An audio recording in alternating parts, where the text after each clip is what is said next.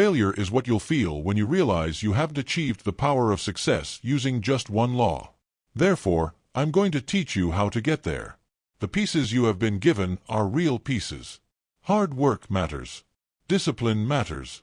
Persistence matters. Knowledge matters. And yet you know people, you may be one of them, who have worked hard for decades, who have been disciplined, who have persisted through genuine adversity, who have accumulated real knowledge and real experience, and who are still, at this stage of their lives, looking at the gap between the life they have and the life they intended, wondering what they missed. What the incomplete picture left out. What the part of the puzzle is that nobody ever handed them. And I am going to tell you today what that part is. But I am going to ask you to be patient, because I want you to understand it fully, not just agree with it, not just nod at it, but genuinely understand it in a way that changes what you do tomorrow morning. Because a law, once truly understood, cannot be ignored. And what we are talking about today is a law. The law. The one that governs everything else.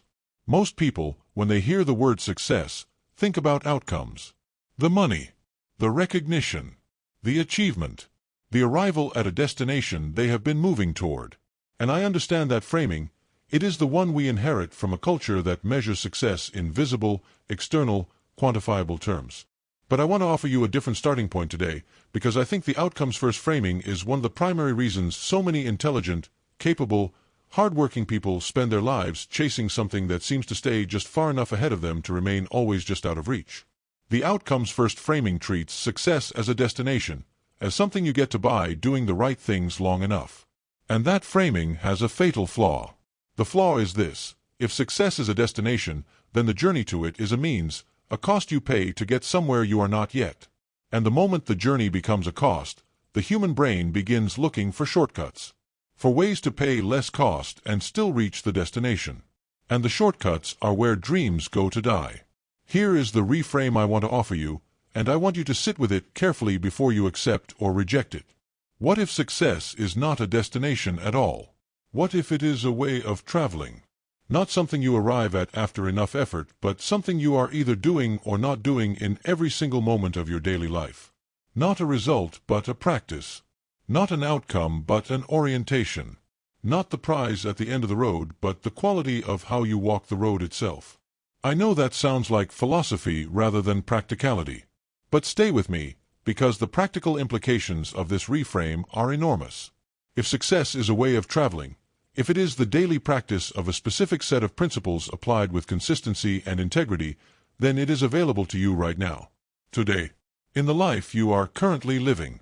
Not when the circumstances improve, not when the timing is better, not when you finally feel ready. And the law of success, is simply the articulation of what that practice actually consists of. And once you understand it clearly, you cannot ununderstand it. It becomes the lens through which you see every decision, every day, every choice about how to spend the hours you are given. Let me tell you what I have observed, across many years of watching people build lives, some of them remarkable, some of them ordinary, some of them filled with early promise that quietly dimmed over time. I have observed that the people who build lives they are genuinely proud of, not necessarily the largest lives, not the most publicly celebrated, but the most genuinely satisfying, the most internally coherent, the most fully expressed, these people are not primarily characterized by exceptional talent or exceptional luck or exceptional access to opportunity. They are characterized by something much quieter and much more consistently present. They are characterized by a specific orientation to their own daily life. A specific way of relating to their work, their time, their commitments, their setbacks, and their opportunities that is different. Subtly but decisively different, from the orientation of people whose lives don't quite compound in the same way. And when you examine that orientation carefully, you find that it is not random. It is not personality. It is not circumstance. It is a law, operating consistently, across every person who genuinely embodies it, producing the same results every time. I want to introduce the law today not as a formula, not as a list of steps to follow, but as a principle to understand. Because there is a crucial difference between following steps and understanding principles. A person who follows steps will follow them correctly when the conditions are normal and abandon them when the conditions become difficult, when the path is unfamiliar, when the steps don't seem to be producing the results they promised fast enough. A person who understands the principle behind the steps can apply it in any condition, in any circumstance, in any moment of their life, because they understand not just what to do but why it works. And why it works is the part that keeps you going when the doing is hard. Why it works is the part that sustains the practice through the seasons when the results are invisible. Why it works is the anchor. And the law of success, fully understood, is an anchor that nothing, not failure, not adversity, not the accumulated weight of years that did not go as planned, can pull you away from.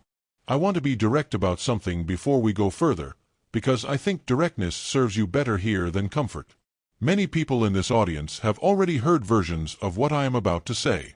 They have read the books, attended the programs, engaged with the ideas at a level of genuine intellectual understanding. And yet the law has not fully operated in their lives.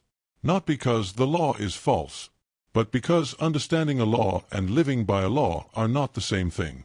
A person can understand the law of gravity without experiencing what it actually means to fall, and equally, a person can understand the law of success without experiencing what it means to genuinely embody it. The understanding is the beginning. The embodiment is the work. And what I want to do in this conversation is not just describe the law, but help you understand it at a level deep enough that the embodiment becomes possible. Not comfortable, possible. Because the law does not promise comfort. It promises something better. It promises results. Consistent, compounding, undeniable results. But only for the person who lives by it rather than simply agreeing with it. So what is the law? I want to name it clearly before we spend the rest of this conversation understanding it from every angle.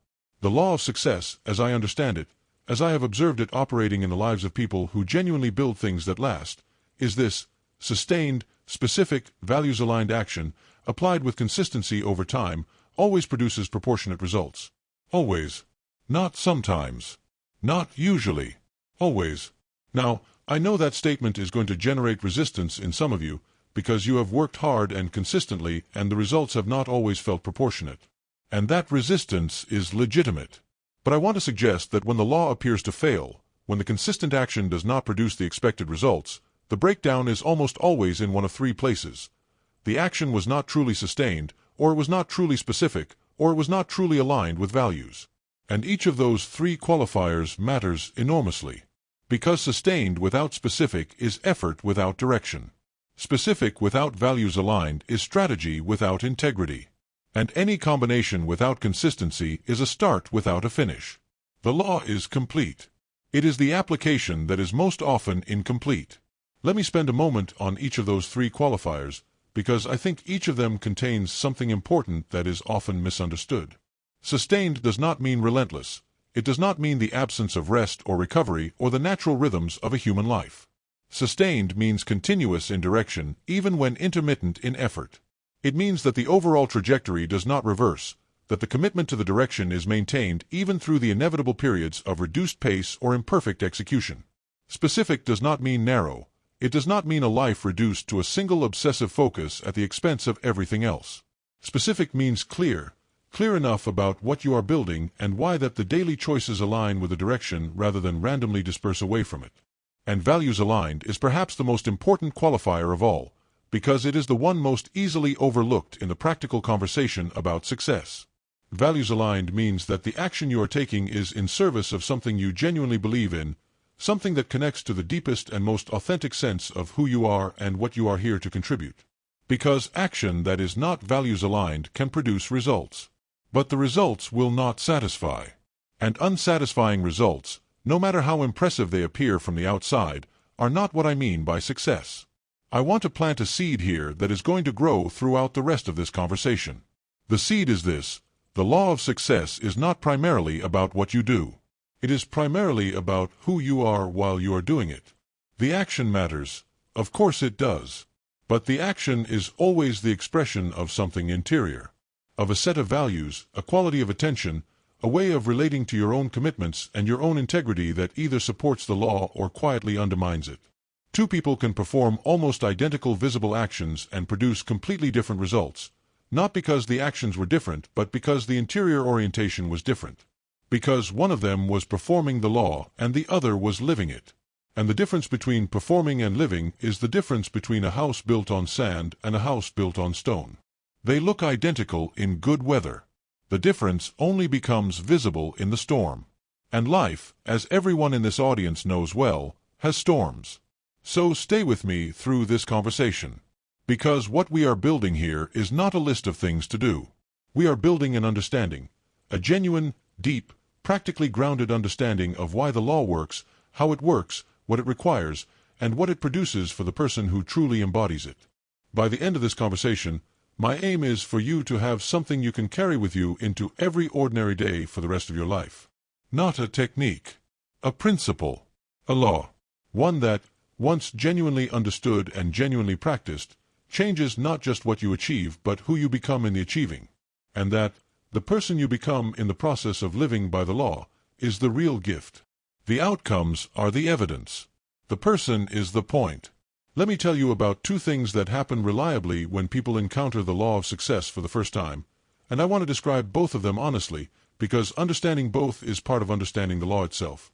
The first thing that happens is recognition. A deep, almost physical sense of, yes, I knew this. Not that they have heard this particular formulation before, but that the truth being described is one they have encountered in their own experience, in the moments of their lives when things were genuinely working, when the direction was clear and the action was honest and the results were compounding. They recognize the law because they have lived it, briefly and intermittently, even if they have never named it or understood it clearly enough to practice it deliberately.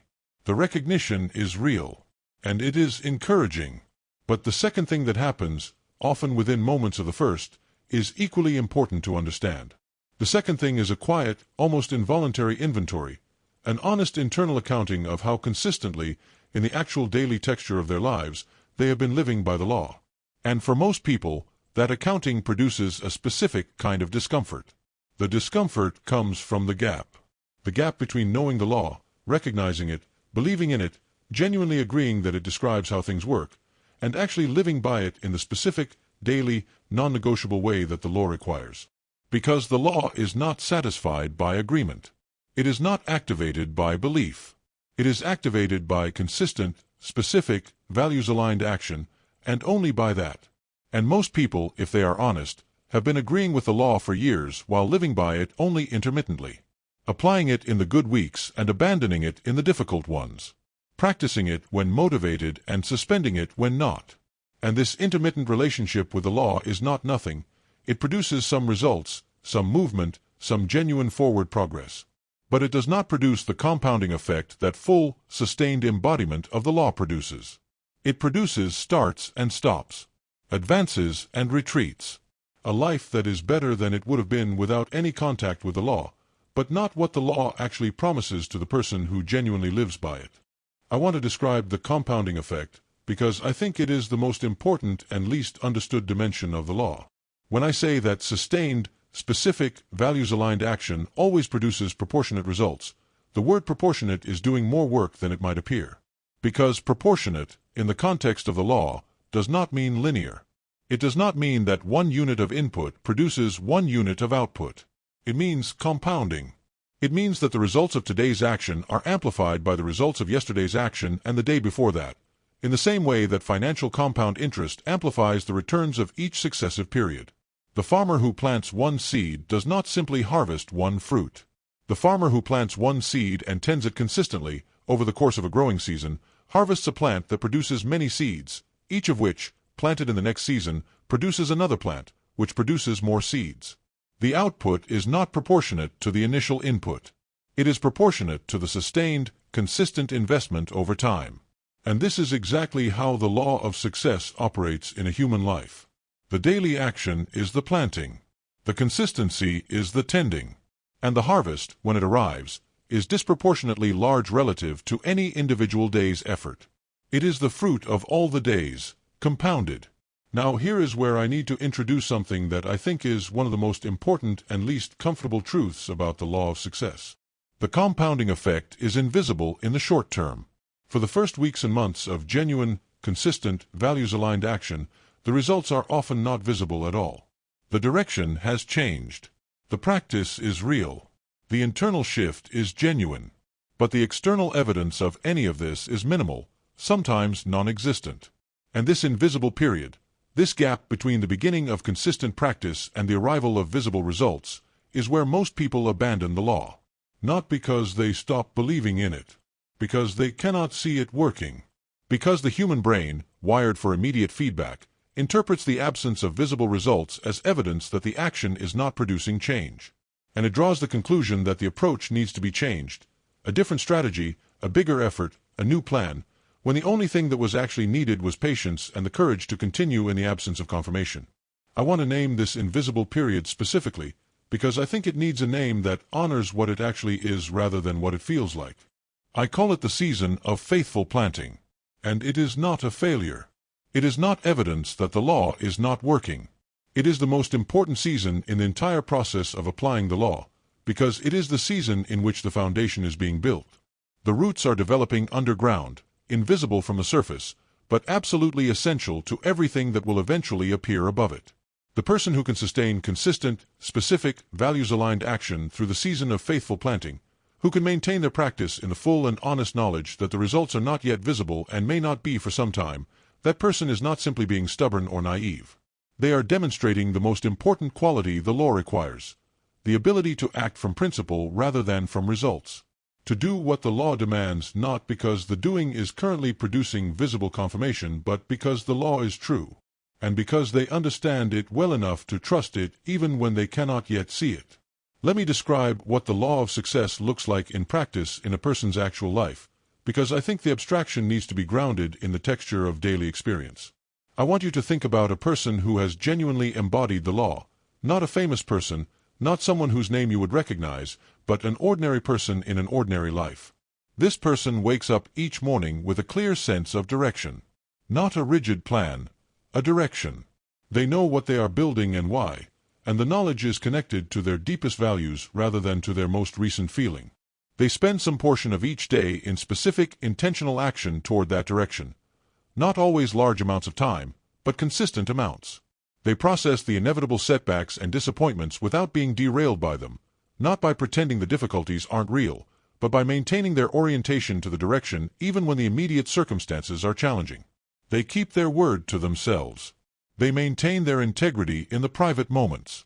They tend the relationships in their life with the same consistency they bring to their work.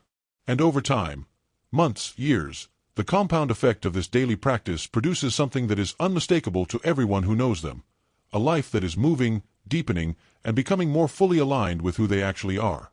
I want to contrast that picture with the person who knows the law but does not yet live by it, because the contrast is instructive. This person also has a sense of direction, but it shifts with their mood and their motivation. They also have a practice, but it is practiced intensively in the good weeks and abandoned in the difficult ones. They also process setbacks, but the processing is colored by an accumulated narrative about what the setbacks mean about them, a narrative that makes each new failure slightly heavier than the last. They also have integrity, but it is contextual. They keep their commitments when the stakes are high enough and the audience is large enough, and negotiate them away when neither condition is met. And the result of this pattern, applied across years, is not a life without progress. There is progress. But the progress is intermittent. The gains are partially undone by the retreats, and the person arrives at 50 or 55 or 60 with a deeply uncomfortable sense that the distance between where they are and where they could be has not meaningfully changed in the last decade. Because it hasn't. Not because the law doesn't apply to them. Because they haven't yet fully applied themselves to the law. Here is something I want you to understand about the law that I think is both its most demanding quality and its most merciful one. The law does not require perfection. It does not require the absence of failure or the absence of inconsistency or the maintenance of flawless practice across every day of every season. What it requires is honesty and return. Honesty about where the practice has fallen short. And prompt, uncomplicating return to the practice when it has. The person who embodies the law most fully is not the person who never struggles. It is the person who struggles honestly, who sees their failures clearly, who does not construct elaborate narratives to protect the ego from the truth, who makes the adjustment the failure indicates and returns to the practice without drama or extended self-recrimination. This is the quality of relationship to the law that sustains it across the full span of a life. Not heroic consistency. Honest, recurring, faithful return. I want to address something that I think is present for many people in this audience, a specific kind of fatigue. Not physical fatigue. The fatigue of having started this conversation many times before. of having encountered some version of this idea, the idea that consistent action over time produces compounding results, and having felt the genuine resonance, the genuine motivation, the genuine intention to apply it this time, and then having watched that intention slowly dissolve under the weight of normal life, normal difficulty, and the absence of the immediate confirmation that the motivation required to sustain it. I want to speak to that fatigue with complete honesty. The fatigue is real.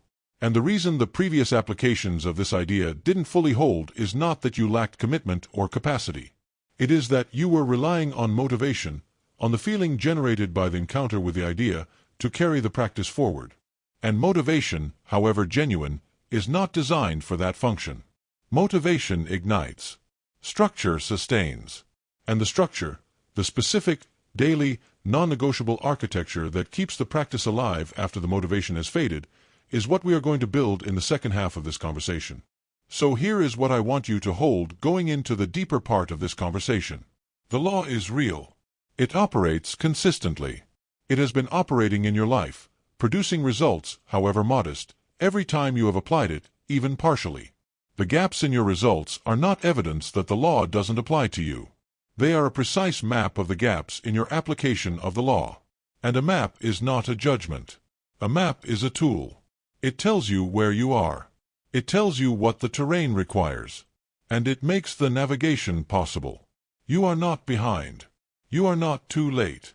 You are in possession, right now, of everything you need to begin the full, honest, sustained application of the law of success. And the life on the other side of that application, the life that is the natural, inevitable, compounding result of genuine and sustained embodiment of the law, is not a fantasy. It is a destination.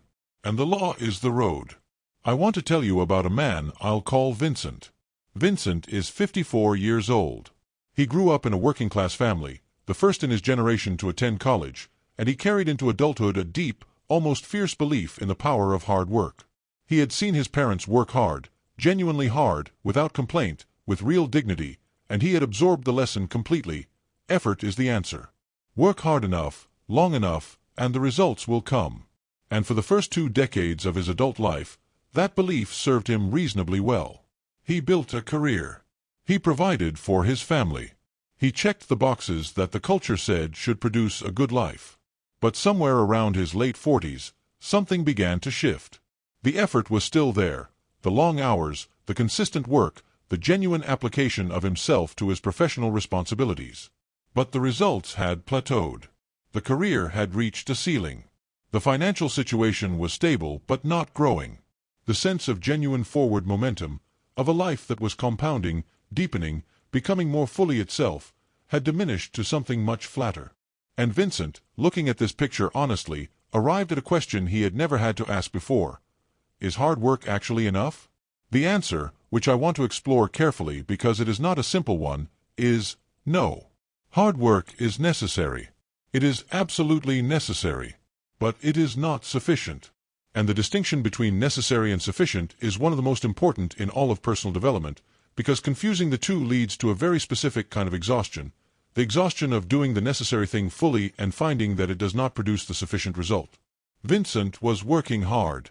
But he was working hard in a direction that had been set for him by circumstance and expectation, rather than by genuine reflection on what he valued and where he most wanted to go. His effort was real.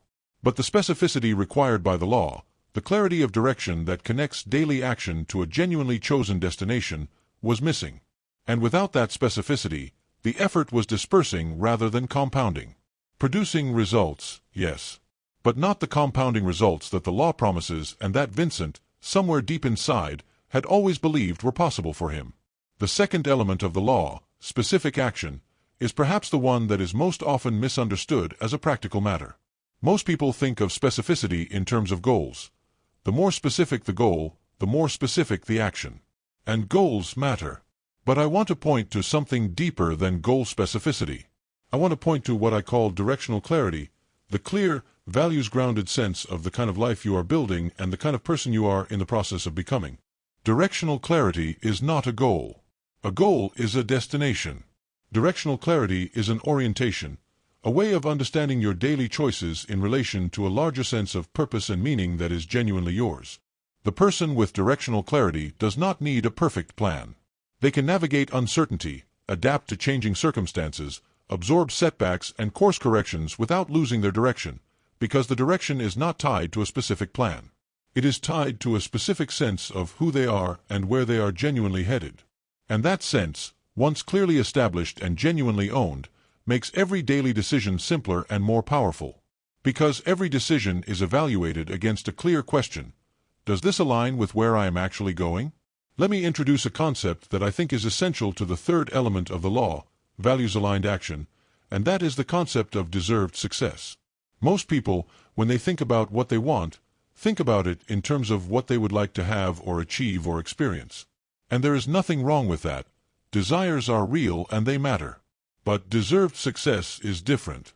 Deserved success is the success that you earn not through effort alone, but through the alignment of your effort with your deepest values and your genuine sense of what you are here to contribute. It is success that does not require you to compromise who you are in order to obtain it. Success that, when it arrives, feels not like a relief, not like you finally got what you were scrambling for, but like a natural and inevitable expression of the person you have been steadily and honestly becoming. Most people pursue success as something external that they need to acquire. The law of success points to something different: the building of a person whose daily life, by its very quality and integrity, is already an expression of success. And from that building, the external outcomes follow as naturally as the harvest follows the planting. I want to speak about something that Vincent eventually understood, not through a dramatic insight, but through a slow, honest reckoning that took the better part of a year. The thing he eventually understood was this: he had been working hard in the service of a version of success that was not, at the deepest level, his. It was the version his parents had taught him to pursue, the version that equated success with security, with the visible markers of a stable life. And that version was not wrong. Security matters. Stability matters. But Vincent had allowed those genuinely important values to obscure something else, something more personal, more specific to who he actually was and what he actually cared about. And the result was a life that was respectable but not resonant. A life that was adequate but not alive. A life built on the right foundation in the wrong direction. And when he finally turned to face the direction that was actually his, when he began to apply his considerable energy and his genuine work ethic to something that connected to his deepest values, the law began to operate in his life with a force that surprised him. Not because he was working harder. Because for the first time, he was working aligned. I want to talk about what I consider to be the most underestimated component of the law of success, and that is the role of integrity. Not integrity in the narrow sense, not just honesty in transactions, not just keeping promises to others. Integrity in the architectural sense I described earlier, the quality of being structurally sound, internally consistent, undivided between what you say and what you do. The law of success operates most powerfully in a person of genuine integrity, not because integrity is a moral prerequisite for success in the worldly sense, but because integrity is the foundation that makes the law's compounding effect possible.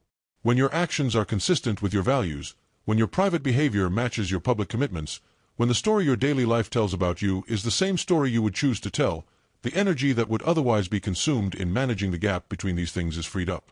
And that freed-up energy, redirected toward the specific, sustained, values-aligned action the law requires, becomes one of the most powerful forces available to a human being. Integrity is not just a virtue. It is an efficiency. It removes friction.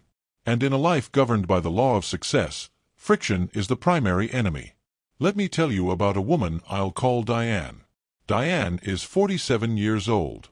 For most of her adult life, she has operated with a specific gap in her integrity that she has never quite acknowledged out loud, a gap between the values she espouses and the commitments she actually keeps. She values health, and consistently deprioritizes it when the weeks get busy. She values learning, and consistently postpones the reading, the study, the deliberate development of new capability until a less complicated time. She values her own creative ambition, and consistently allows it to be crowded out by the demands of her professional responsibilities and her family obligations. Each individual instance of this gap is small and, in isolation, entirely reasonable. But accumulated across years, the gap has produced a very specific result in Diane's inner life. She does not fully trust herself. Not in the dramatic, conscious way. She would not describe herself as lacking self-trust. But in the quiet, deep, behavioral way. When she makes a new commitment, some part of her already knows the conditions under which it will be broken. She has a track record with herself that undermines every new beginning before it has a chance to compound. And that undermining, invisible, automatic, entirely the product of accumulated small betrayals of her own stated values, is the primary reason the law of success has not operated with its full force in her life. The repair of that kind of integrity gap is not dramatic. It does not require a complete life overhaul or a grand announcement of transformation. It requires the consistent, daily, non-negotiable practice of keeping the small commitments. The ones that nobody else knows about. The ones that do not feel important enough to matter. Because the self-trust that is the foundation of the law's operation is built not from the large kept promises but from the small ones. Every time you keep a commitment to yourself, however modest, however private, however free of external consequence, you are casting a vote for the identity of a person who keeps their word. And that identity, built from hundreds of small votes over weeks and months, is the foundation on which the law's compounding effect is built. The law cannot compound on a foundation of broken private commitments. It can only compound on the foundation of genuine integrity. And genuine integrity is built one small kept promise at a time. I want to speak to something that I think is present for a significant number of people watching this, a specific relationship to the law of success that is different from the ones I have described so far. I have described the person who knows the law but applies it inconsistently. I have described the person who works hard but without the necessary specificity and values alignment. But there is a third relationship I want to name, because I think it is common and because it has its own specific cost. The third relationship is this: the person who does not allow themselves to fully believe that the law applies to them. Not because they doubt the law, they believe it works, but because of a quiet, often unacknowledged conviction that their particular circumstances, their particular history, their particular accumulation of missed opportunities and adjusted expectations places them in a category for which the law has an exception. They are too old, or too far behind, or too damaged by the specific failures of their specific life, for the law to produce in their case the results it produces for others. And this conviction, gentle, sad, armored in the language of realism, is the most effective form of resistance to the law that exists, because it requires no argument. It simply preempts the attempt. To that person, and I want to speak directly and clearly, I want to say this: the law has no exceptions. It is a law. Laws are not selective. Gravity does not check your age before deciding whether to apply. The law of success does not review your history before deciding whether your consistent, specific, values-aligned action will compound. It operates. Every time. For everyone. The only variable is the quality and consistency of the application. And the quality and consistency of your application are not fixed by your past. They are determined, every single day, by your choices. Not the choices you made in the years that have passed, the choices you are making right now. Today. In this conversation. In the decision you will make tonight about whether to begin. In the decision you will make tomorrow morning about whether to continue. The law does not care what you did before. It only cares what you do next. I want to talk about the three enemies of the law of success. Not the dramatic enemies, not catastrophic failure or sudden loss or external adversity. The ordinary enemies. The ones that operate quietly, consistently, in the daily texture of a normal life, eroding the application of the law in ways that are so small and so gradual that most people never identify them as the source of the problem. The first enemy is what I call diffused effort. Diffused effort is the result of too many directions pursued simultaneously without sufficient commitment to any of them. It is the person who has 5 projects, 6 goals, 7 areas of focus, each one genuinely important, each one receiving some attention, and none of them receiving the sustained, specific attention that the law requires. The energy disperses. The compounding doesn't happen. And the person arrives at the end of a year having worked hard, genuinely hard, and having moved forward on nothing sufficiently to produce the compounding results the law promises. Diffused effort is not laziness. It is often its exact opposite. It is the misapplication of genuine effort. And the correction is not more effort. It is more clarity. More ruthless, honest prioritization of the 1 or 2 directions that most fully align with the deepest values and the most important goals, and the courage to let the rest wait. The second enemy of the law is what I call conditional consistency. Conditional consistency is the practice of the law when conditions are favorable and the suspension of it when they are not. The person who maintains their daily practice in the good weeks and abandons it when life gets difficult, when motivation runs low, when the immediate pressures of normal living crowd out the discretionary commitments. And I want to be precise about why conditional consistency is specifically destructive to the law, not just ineffective, but actively destructive. Because the law's compounding effect depends on continuity. A chain of consistent daily action builds a specific kind of structural strength, a depth of groove, a reliability of pattern, a quality of self-trust, that is different in kind from the same total number of actions performed inconsistently. Just as a chain that is broken and restarted is weaker at the joint than a chain that has never been broken, consistent action that is interrupted and restarted loses something at the point of interruption. Not everything, but something. The compounding restarts from a lower base. And the pattern of conditional consistency, repeated across years, produces a life in which genuine compounding rarely gets the sustained runway it needs to produce its most powerful effects. The third enemy of the law, and in many ways the most subtle and the most powerful, is what I call values drift. Values drift is the slow, largely unconscious process by which a person's daily actions gradually move away from their stated values without any single decision that could be identified as the moment of departure. It happens through small accommodations, practical compromises that each seem reasonable in the moment but that, accumulated over time, produce a daily life that is significantly misaligned from the values the person would describe as most important to them. The person who values their health but has made 100 small accommodations that result in a body that does not reflect that value. The person who values their relationships but has made 100 small prioritizations of work that result in connections that do not reflect that value. The person who values their own growth but has made 100 small postponements that result in a level of development that does not reflect that value. Values drift is not dramatic.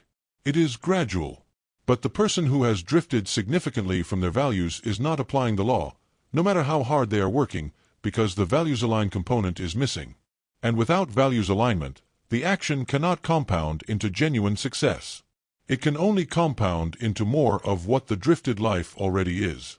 I want to talk about the antidote to these three enemies, because naming the enemies without providing the antidote would be useful only as diagnosis and not as cure. The antidote to diffused effort is what I call the primary commitment, the honest identification of the one direction that, above all others, most fully expresses your deepest values and most directly serves the life you are genuinely trying to build. Not the most urgent direction. Not the direction that external expectation is pushing you toward. The one that, if you imagine yourself at the end of your life looking back, you would most want to have pursued with the full force of your consistent attention. Identifying the primary commitment requires honesty of a depth that many people find uncomfortable, because it requires letting go, at least temporarily, of the many other directions that are genuinely important but that are currently diffusing the energy that the primary commitment requires. It requires the courage to say, "This is what I am actually building," and everything else serves that or waits. The antidote to conditional consistency is what I call structural protection, the deliberate engineering of the daily environment and the daily schedule so that the practice of the law is the default rather than the exception. Most people try to maintain the practice of the law through willpower and motivation, through the ongoing exertion of conscious effort against the pull of habit and circumstance. And willpower and motivation, as we have established, are unreliable.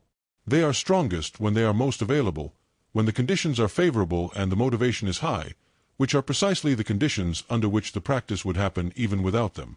What structural protection does is make the practice possible even when willpower and motivation are low, by removing the friction between intention and action, by building the commitments into the architecture of the day so that not performing them requires more effort than performing them.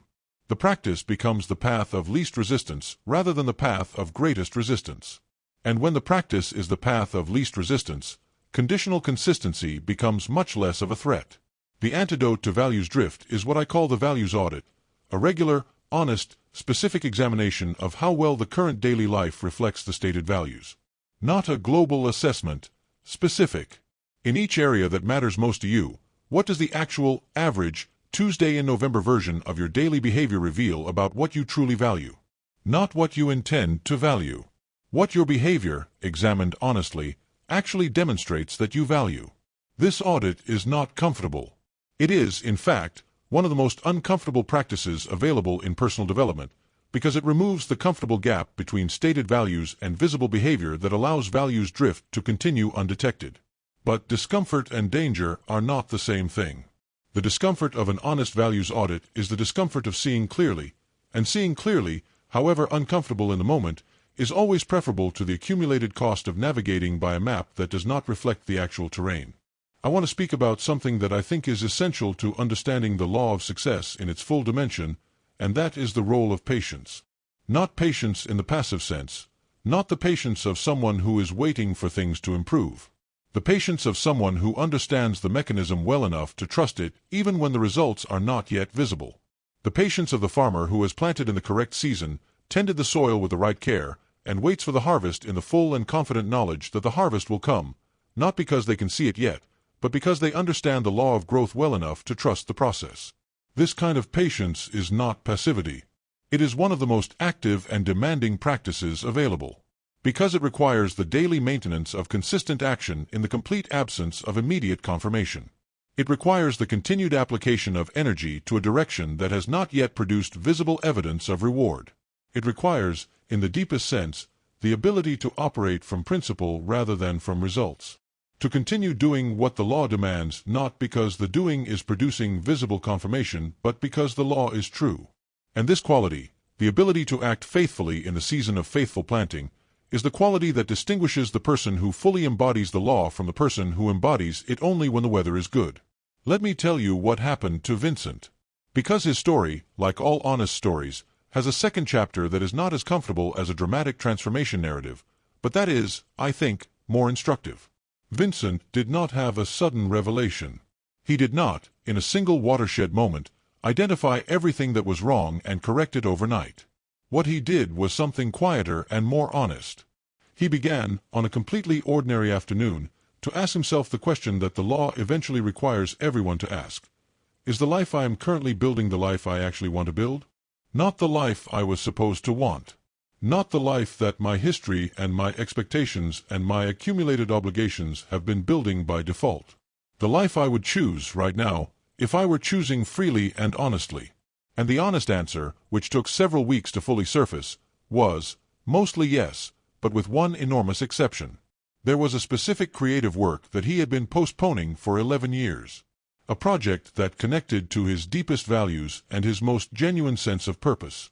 And he had been postponing it not because the time wasn't right, but because the commitment it required was real and the outcome was uncertain, and the gap between the security of the familiar and the exposure of the genuine felt, at 52, very wide. At 53, Vincent began.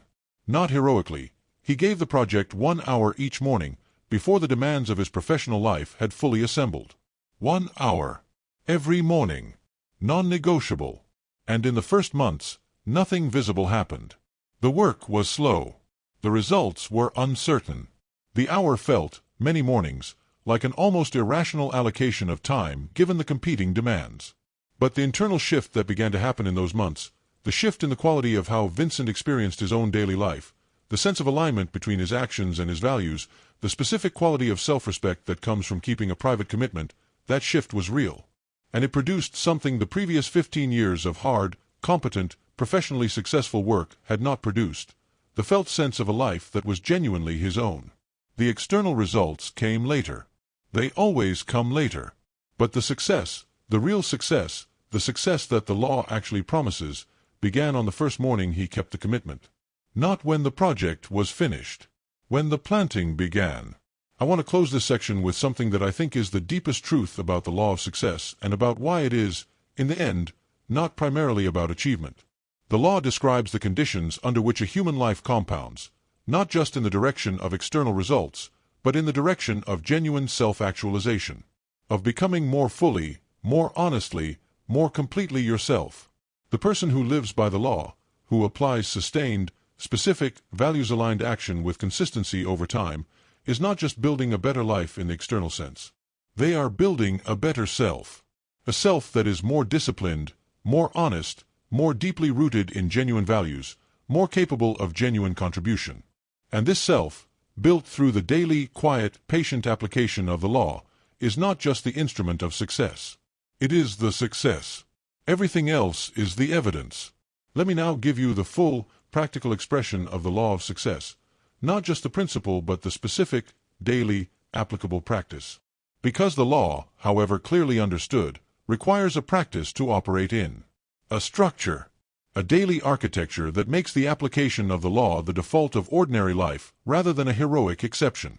And I want to build that architecture with you now, piece by piece, in a way that is specific enough to be immediately useful and flexible enough to fit the actual texture of your life rather than some idealized version of it that exists only in theory. The first element of the practice is what I call the anchor commitment. The anchor commitment is the single, most important daily action that directly expresses the primary direction of your life. The thing you do every single day, without negotiation, regardless of how the rest of the day unfolds, regardless of how you feel, regardless of the competing demands on your time and energy. It is the non-negotiable. The thing that, if nothing else happens that day, at least this happened. For some people, it is 30 minutes of work on the primary project. For others, it is a period of reflection that maintains the connection between daily action and deepest values. For others still, it is a physical practice that maintains the foundation of health from which everything else operates. The specific content is personal. The non-negotiable quality is universal. And the daily performance of the anchor commitment, kept without exception, protected as the first priority of every day, is the single most powerful application of the law available in an ordinary life. The second element of the practice is what I call the values check-in. Once each day, ideally at the end, though the morning works for some people, you spend 5 minutes asking yourself one question. In what I did today, did I serve the direction I have chosen and the values I have committed to? Not a comprehensive audit. A quick, honest, daily check. And the check is not primarily about identifying failure, though failure, when it exists, must be honestly acknowledged. The check is primarily about maintaining conscious connection between the daily action and the larger direction. Because without that conscious connection, the daily action becomes mechanical, a routine performed without meaning, increasingly vulnerable to the kind of values drift that erodes the law's third requirement. The values check-in keeps the meaning alive. It keeps the daily action connected to the purpose it serves.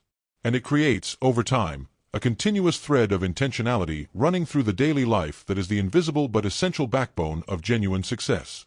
The third element of the practice is what I call the failure protocol. A simple, specific, pre-decided response to the inevitable moments when the practice falls short, when the anchor commitment is missed, when the values check-in reveals a significant gap between intention and action, when the direction has been lost for a period that needs to be honestly acknowledged. Most people do not have a failure protocol. When they fall short of their practice, they respond either with self-condemnation, which produces paralysis, or with elaborate justification, which produces blindness. Neither response serves the law. The failure protocol is different. It consists of 3 steps, performed as soon as possible after the failure is acknowledged. Step 1. Name what happened, specifically and without narrative. Step 2. Identify the single most important adjustment the failure indicates. Step 3. Return to the practice tomorrow with the adjustment incorporated. No drama. No extended self-recrimination. No negotiation of whether the failure was really a failure. Acknowledge. Adjust. Return. The speed and cleanliness of this return is one of the primary differentiators between people who maintain the application of the law over time and people who allow each failure to widen into an extended suspension of the practice. I want to speak about the fourth element, because it is the one that is most often missing from conversations about success and that I believe is one of the most powerful. I call it the legacy question. And the legacy question is not asked daily.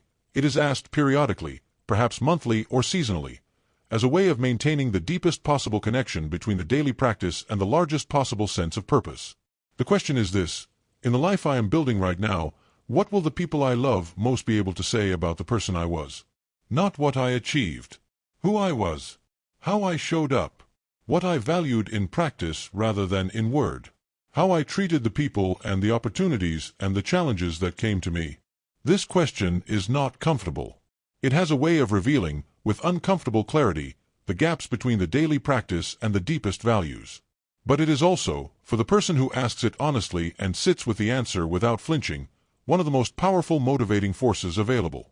Because the answer to it, the honest, specific, present-tense answer, describes the daily practice required. Not abstractly. Personally. and personally is always more powerful than abstractly. I want to address something that I think is practically important and not often discussed, which is the relationship between the law of success and the people in your life. Because the law does not operate in a vacuum. It operates in the context of relationships, with family, with colleagues, with the community you inhabit, and the quality of those relationships is both an expression of the law's operation and a condition for its sustained application. The person who is consistently performing sustained, specific, values-aligned action in their work and their personal development, but who is allowing the relationships that matter most to them to erode through neglect, that person is applying the law incompletely. Because the relationships are part of the values. And values-aligned action that excludes the values of love, of loyalty, of genuine presence in the lives of the people who matter, that action is missing something essential. The full application of the law of success includes the daily, consistent tending of the relationships that are the genuine fabric of a life worth living. Here is something about the law that I want to make very clear, because it is easy to misunderstand in a way that produces a specific kind of damage. The law of success does not promise that you will get everything you want. It promises that consistent, specific, values-aligned action will produce proportionate, compounding results in the direction of what you are genuinely building. But the results will be proportionate to the wisdom of the direction as well as to the consistency of the effort. A person who applies the law with great consistency in a direction that is not genuinely theirs, that belongs to someone else's definition of success, that is disconnected from their authentic values, will compound in that direction. And the result will be impressive and empty in equal measure. This is why the values-aligned component of the law is not an afterthought. It is the guidance system. It is the element that ensures the law compounds you toward the life you actually want rather than simply toward more of whatever you have been consistently doing. And clarifying the direction, ensuring that the primary commitment genuinely aligns with the deepest values, is not a one-time exercise. It is a practice. An ongoing, honest, sometimes uncomfortable practice of checking and rechecking the alignment between where you are headed and what you genuinely believe. Let me describe what the full application of the law looks like in the actual arc of a life, because I think the arc is as important as the daily practice. The arc of the law has 3 phases.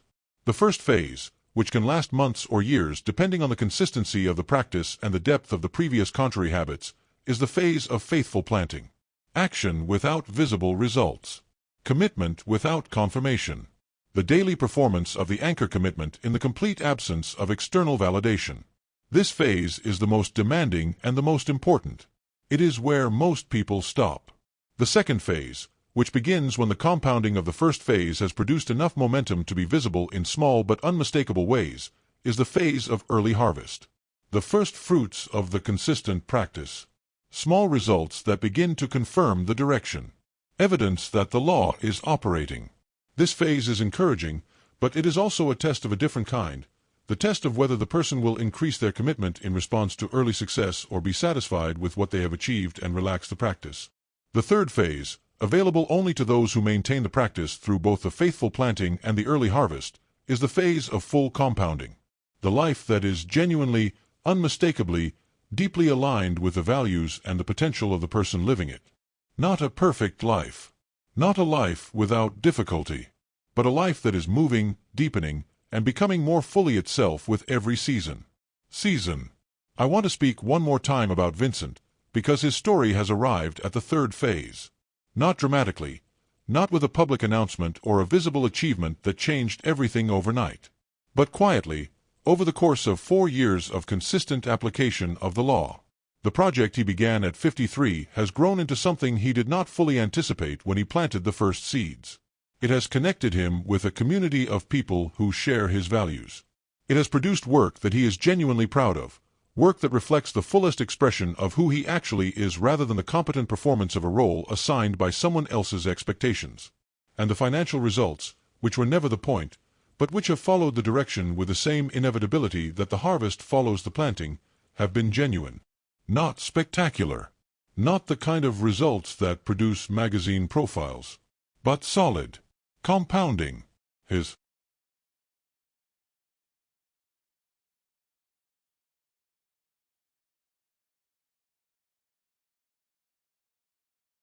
I want to give you something specific and immediate. Not a system, a starting point. One action performed today That is the first genuine application of the law in your specific life. The action is this. Write down, in as much honest specificity as you can, the answer to this question. What is the primary direction of my life right now? Not the direction of my obligations. Not the direction of my history. Not the direction of what other people expect of me. The direction that, if I am completely honest with myself, most fully expresses my deepest values and most genuinely reflects the life I am here to build. Write it down. Not a goal, a direction. A sense of where the compass is pointed when it is pointed by your own hand. And if you cannot write it clearly, if the answer is genuinely uncertain, if the direction has been unclear for long enough that the question feels large and uncomfortable, then write that instead. Write, I do not yet know my direction clearly. And then write, finding it is the first application of the law. Because the law cannot operate without a direction. And finding the direction, honest, specific, genuinely yours, is the first and most important work. I want to say something about the relationship between the law of success and the concept of legacy that I think ties this entire conversation together. The law, at its deepest level, is not about what you accumulate. It is about what you become and what you contribute. The person who lives by the law for decades becomes someone of genuine character, someone whose daily life is an expression of their deepest values, whose private behavior matches their public commitments, whose response to difficulty deepens rather than diminishes them. And that person, the person built by years of faithful application of the law, is the most significant legacy available to a human being. Not the money they left, not the achievements they compiled, the person they were, the example they embodied, the standard they set, quietly and consistently and without requiring an audience, for the people who were close enough to observe it. The law of success, in the end, is the law of becoming. And what you become, over a life lived by the law, is the most important thing you will ever build. I want to speak one more time to the person who has arrived at this conversation carrying a specific weight, the weight of the years that have passed without the full application of the law, the weight of the gap between the life that was possible and the life that has actually been lived, the weight of the adjustments and the compromises and the grooves worn in directions that were not fully chosen. I want to speak to that weight not by dismissing it. It is real and it deserves to be acknowledged, but by offering it a reframe that I believe is both honest and genuinely hopeful. The weight you are carrying is not a punishment. It is a lesson. The most expensive and the most valuable kind of lesson, the kind that is learned not from a book or a lecture but from the lived experience of your own particular life. And lessons of that depth, once genuinely learned and genuinely applied, produce a quality of understanding and commitment that cannot be produced any other way. The person who begins to apply the law at 50, having lived the full cost of not applying it, brings to the application a depth of understanding and a quality of commitment that the 25-year-old who applies it from the beginning simply does not have. The starting point is later. The foundation is deeper. And the law will honor that foundation with results proportionate to the quality of the application. Here is my invitation to you. Not a challenge, an invitation. The law of success is available to you right now. In the life you have, with the resources you have, from the exact starting point you currently occupy. It does not require extraordinary talent or extraordinary circumstances. It requires sustained, specific, values-aligned action applied with consistency over time. It requires the identification of a direction that is genuinely yours. It requires the daily performance of an anchor commitment that is non-negotiable. It requires the honest, regular examination of how well your daily life reflects your deepest values. It requires the failure protocol that keeps you returning to the practice without drama when you fall short. And it requires the patience, the faithful, active, trusting patience, of someone who understands the mechanism of the law well enough to continue planting even in the season when the harvest is not yet visible. None of this is easy, but all of it is available, right now, to you. And the life that is the natural, compounding result of genuine and sustained application of the law, that life is not on the other side of a distant horizon. It is on the other side of tomorrow morning, of the first day of genuine application, of the anchor commitment kept, the values check-in performed, the direction honestly held, and the patient, faithful continuation of the practice one ordinary day at a time. The law of success is not a secret. It has never been a secret. It is the plainest, most honest, most consistently operating principle in all of human development. It operates without judgment of the past. It operates without requirement of perfection in the present. It operates on a single, simple, non-negotiable basis. Give it what it asks: sustained, specific, values-aligned action, applied with consistency over time, and it will give you what it promises. Every time. Without exception. For every person willing to live by it rather than simply agreeing with it. That person can be you. Starting now. Not with a dramatic transformation. With an ordinary morning. With an anchor commitment kept. With a direction honestly held. With a daily practice that, accumulated across the days and months and years ahead, will compound into a life that is unmistakably, genuinely, completely your own. The law is real. The results are waiting. And the next step is yours to take. Stay close, because in our next conversation, we are going to talk about the single most important relationship in your life. Not the one with your partner or your children or your colleagues. The one with yourself. And why the quality of that relationship determines the quality of everything else. You will want to be there.